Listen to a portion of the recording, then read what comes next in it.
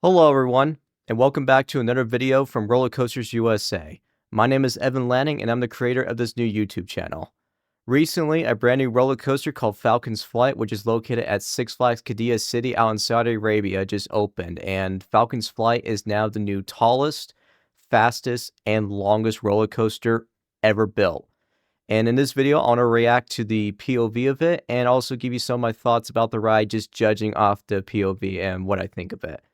Before I play the video, I want to credit Six Flags Qiddiya City's Twitter account. This specific video we're about to watch is directly from their X account. I will put a link in the description below so you guys can watch it. Without further ado, let's go ahead and watch this, because I've had a chance to watch some of the POVs of this ride, and this ride, in my opinion, based on what I've seen, looks freaking insane. Let's go ahead and watch it. And already you have a pretty strong start, I think. At least going up the launch lift hill like that. Kind of reminds me of something like Maverick. Or like the original version of Lightning Rod at Dollywood.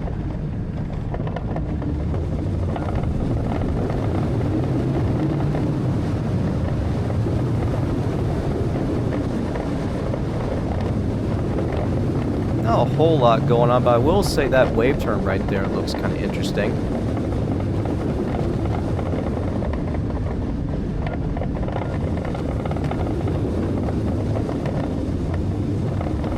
Now this part right here, this is where the ride gets really interesting. You're about to launch up the mountain.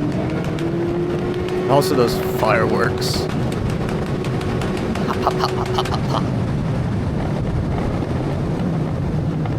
Freaking go up the cliff. I'll give you guys some of the full stats later, but you're hanging over 600 feet in the air right there. 600 feet. This ride's completely mental.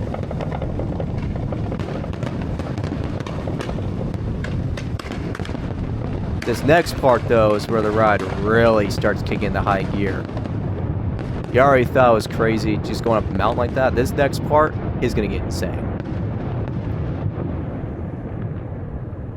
Freaking mad lads for hanging you off the edge like that. Drop off the cliff, and then you go through the tunnel and you launch to its top speed, I believe, of 155. This ride's mental. And right here, 530, I think it's like 535 feet in the air. This ride is completely insane on how tall it is. Oh my gosh. This ride literally maintains its speed, and pretty good too. Maintains its speed pretty much throughout the last part of the ride. Oh my gosh. No matter how many times I watch it, I just can't get over how fast you're going on a roller coaster.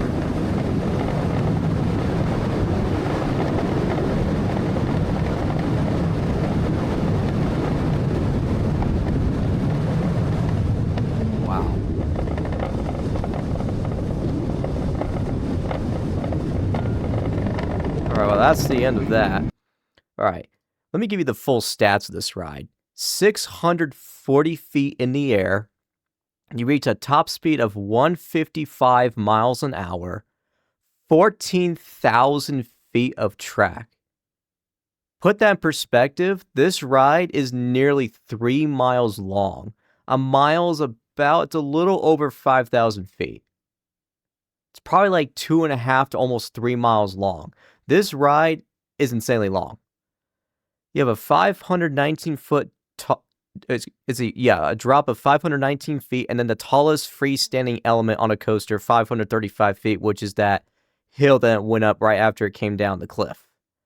That's freaking insane. The manufacturer is Intamin, designed as an EXA coaster. For those that don't know, Intamin is the same manufacturer that made the former tallest coaster in the world, King Ka, which was located at Six Flags Great Adventure, New Jersey. It opened in 2005, and then it shut down at the end of the 2024 season. 3 powerful magnetic launches, uses natural cliffs for dramatic drops. Let's see, the training technology, it says, this is according to Google, features curved windshields to protect riders from wind and sand. Honestly, in that part of the world, absolutely. It's crazy. 640 feet in the air, a 535 freestanding element. I mean, to put in perspective, Kingda Ka at Six Flags Great Adventure was 456. Let me play a video of Kingda Ka to remind you guys what Kingda Ka was like. All right, let me show you guys real quick. This was Kingda Ka at Six Flags New Jersey. And just for video credit, this video of Kingda Ka was filmed by me many years ago. Remember, Kingda Ka was 456 feet, and then it had a top speed of 128 miles an hour.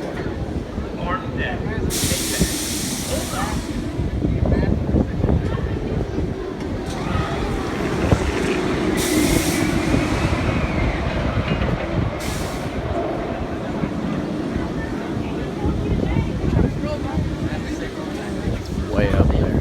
Arms down. Head back. Hold on.